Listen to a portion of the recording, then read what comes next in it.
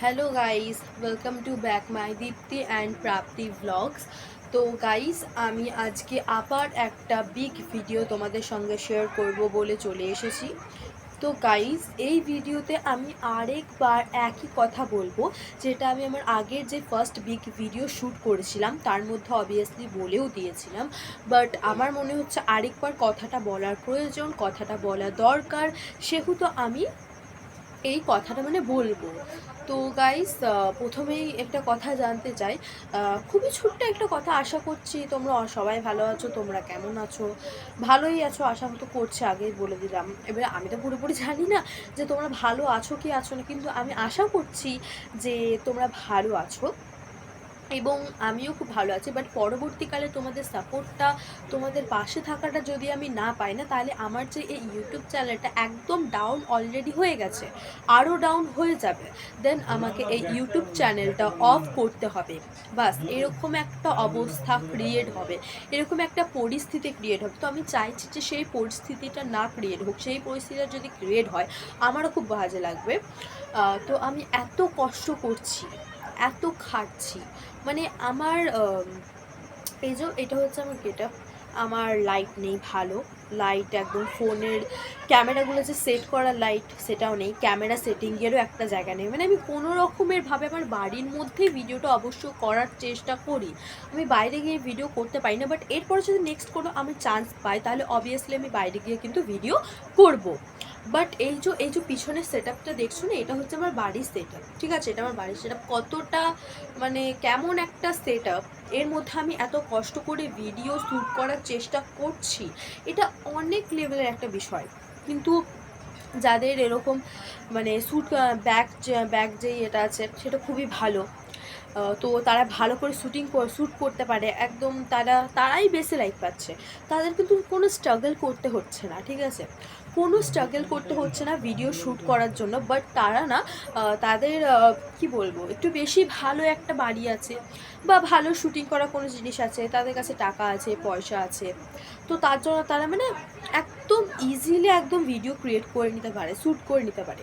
But অনেক এখনও কি বলবো, আমার এরকম অনেক ফ্রেন্ডস আছে, তারা অনেক স্ট্রাগল করে, অনেক কষ্ট করে, অনেক মেহনত করে তারপরে ভিডিও বানায়। আমি যেরকম, এই যে আমি এখন আজকে শাড়ি পরেছি কেন কি আমি ভিডিও শ্যুট করার কথা ভাবলাম, কিন্তু আমি ভাবলাম যে কালকে এত কথা বললাম আমি, যে কি বলবো, এত কথা বললাম আমি কালকে যে আমার একটা বিগ ভিডিওতে, সেই ভিডিওটা আমি অলরেডি করেও রেখেছিলাম। আমি ভাবলাম সেই ভিডিওতে কোনো একটু হলেও কমেন্ট আসবে, কোনো লাইক আসবে, কোনো কমেন্টস আসছে, কেউ একজনও হলে সাবস্ক্রাইব করবে আমাকে। বাট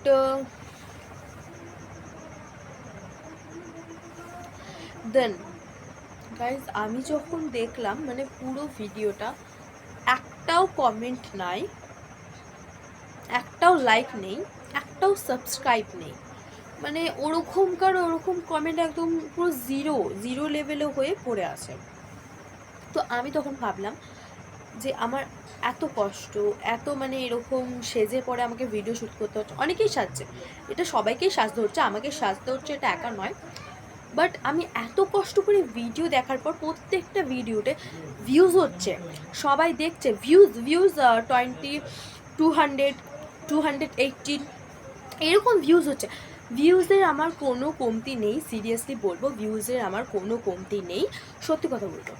কিন্তু তারা দেখছে, সিন করছে ভিডিওটা, আমার ভিডিওটা সিন করছে, বাট তারা না সাবস্ক্রাইব করছে না লাইক করছে। এরকম যারা করছে তাদেরকে আমি একটু আমার তরফ থেকে বলে দিই যে আমি অন্য কোনো বাকি সাবস্ক্রাইবারের জায়গা নিতে চাই না, বা আমি অন্য কোনো বাকি সাবস্ক্রাইবারকেও নিজের কি বলবো, তাদের মতন হতে চাই না, এটাই আমি বলতে চাই।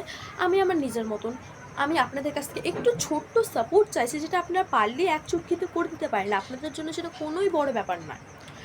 আপনারা যদি আমাকে সাপোর্ট করেন তবেই আমি আমার ইউটিউব চ্যানেলটাকে আগে এগোতে পারবো, নাহলে আমি পারবো না। আপনাদের জন্য সমস্ত কিছু হবে, ক্রেডিটটা কিন্তু আমার নয়, ক্রেডিটটা হবে আপনাদের।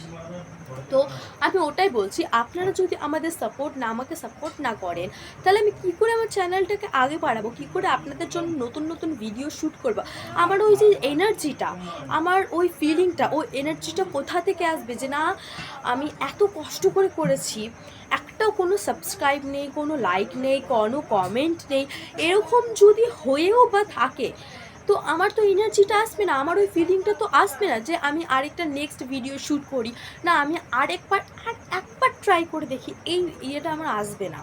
এই যে ফিলিংস, এই যে মানে কী বলবো, এরকম ধরনের ফিলিংসটা আমার আসবে না, এটাই হচ্ছে ব্যাপার। এবারে যদি আমি দেখি যে না আমার এত কষ্ট করার পর জাস্ট একটা সাবস্ক্রাইব, একটা লাইক বা একটা ছোটোখাটো কমেন্ট এলো, আমার ভাল লাগবে না। আমাকে কমেন্ট করেছে, আমাকে আমার সাবস্ক্রাইবাররা সাপোর্ট করছে, আমি আরও এগিয়ে যাব এবং আমি আশা করি যে পরবর্তীকালে তারা আমাকে আরও সাপোর্ট করবে। এইভাবে কিন্তু আমি নেক্সট ভিডিওগুলো আপলোড করতে পারবো, একটা আমার বুকের ভিতরে জোর রেখে আমি আপলোড করতে পারবো।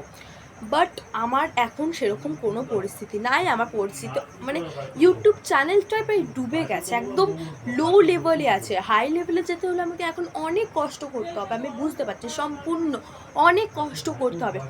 বাট এই চ্যানেলটা যেহেতু আমি এবং আমার দিদি মিলে খুলবো ভেবেছিলাম, আমার নাম দীপ্তি এবং আমার দিদির নাম প্রাপ্তি, তাই আমরা ভেবেছিলাম যে দুজন মিলে একটু চ্যানেলটাকে খুলবো।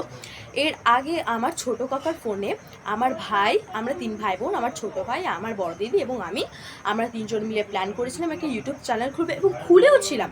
তার মধ্যে অনেক সাবস্ক্রাইব হয়েছিল, বাট এই চ্যানেলটা আমি খুলেছি, এবারে দিদি বলছে যে আমি খুলে দিয়েছি, বাট আমি তো ওর ভিডিওগুলো আপলোড করে দেবো, সমস্ত হেল্প করবো, বাট দিদি না সময় হচ্ছে না আমার সাথে ভিডিও শ্যুট করার। আর আমার ভাই বাচ্চা, ও না, বড় দিদি না থাকলে আমি ওকে নিয়েই বা কী শ্যুট করবো, তাই না? তো আমি পড়ে গেছি মাঝখানে একা, এবং আমার মামারও আছে, আমার মামার লাইট আছে, এমনকি মামারও আছে আমার, বাট ব্যাপারটা কি হয়ে যাচ্ছে আমার, তো ওইটাই গাইজ, এরকম ব্যাপার, আমি একা পড়ে গেছি, আমাকে একা পুরো, আমার মামা যে বললাম ইউটিউব চ্যানেল আছে, তো ইউটিউব চ্যানেলটা মামা সামলে, এবারে মামা বাড়িতে থাকে, এখানে আসতে অনেক দূর, মামা বাড়ি থেকে আমার মায়ের শ্বশুর বাড়ি অনেক দূর, সেহেতু ও মামারা এসে আমাকে একটু হেল্প করতে পারে না। আমার 2 মামা, ছোটো মামা এবং বড় মামা, তারা কিন্তু হেল্প করতে পারে না। তো এরকম একটা পরিস্থিতি, আমি একা পড়ে গেছি, আমি একা একদম এত চেষ্টা করছি, এই যে শাড়িটা এটা কিন্তু আমি একা পড়ছি, এটা একা পড়েছি, সব মেকআপ সমস্ত আমি একা করেছি, এমনকি আমি মায়ের কাছ থেকে এরকম পারমিশন নিয়ে পরে এই সমস্ত থাকাবেলায় সেটা করেছি। তারপরেও no comments, no subscribe, no likes, কিচ্ছু আসছে না আমার। আমি বুঝতে পারছি না যে আমি কোনো ভিডিওতে কী করে দেখাবো যে আমি কতটা স্ট্রাগল করে তারপরে জাস্ট একটা ভিডিও ক্রিয়েট করতে পারছি, একটা ভিডিও শ্যুট করতে পারছি। এরকম পরিস্থিতিটা আমি অ্যাটলিস্ট ভিডিওতে কোনো সাবস্ক্রাইবারকে দেখাতে পারবো না, এর জন্যই হয়তো আমার ভিডিওগুলোর এরকম লো একদম পরিস্থিতিতে, লো একদম জায়গায় এসে পড়েছে। বাস আমি এইটুকুনি বলতে চাই, আর কিছু বলতে চাই না। গাইজ, আমি আবার বললাম যে আপনাদের সকলের সাপোর্ট আমার প্রচণ্ড দরকার, বিশেষ করে এই সময়টাই আমার এক্সট্রা প্রয়োজন আপনাদের প্রত্যেকের সাপোর্ট। সো প্লিজ গাইজ, আপনারা প্রত্যেকে প্লিজ আমাকে একটু সাপোর্ট করবেন। এবং বুঝতে পারছেন আমি অনেকই ছোটো, আমি এখন কলেজেও পড়ি না, আমার বয়স হচ্ছে I am 11 years old and আমি ক্লাস 6-এ পড়ি, আমি এখন স্কুলেই পড়ি।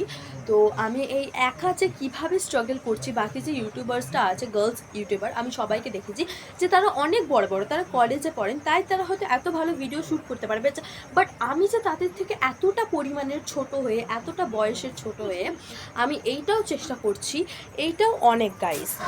তো গাইস, চেষ্টা করছি, এটা সত্যি আনবিলিভেবল। আমার মধ্যে তো আমি খুব মানে নার্ভাস ফিল করছি যে পরবর্তীকালে কী হবে। আমি জানি এই ভিডিওটাতে কোনো কমেন্টস আসবে না, বাট গাইস চলো আমি একটা কথা বলে দিই একদম জোশের সঙ্গে, যদি এই ভিডিওটায় অ্যাটলিস্ট 20 সাবস্ক্রাইব হয়ে যায়, তো গাইজ আমি নেক্সট ভিডিওতে, বিগ ভিডিও হোক শর্টস ভিডিও হোক, আই থিঙ্ক বিগ ভিডিও হবে, আমি আপনাদের একটা হরর স্টোরি শোনাবো, যেটা কিন্তু অনেক অনেক লিটারালি বলছি অনেক ক্রিপি হতে চলেছে। তো বাই গাইস, আপাততর জন্য নেক্সট ভিডিওতে আবার আপনাদের সাথে দেখা হচ্ছে। ওকে বাই সবাইকে, বাই।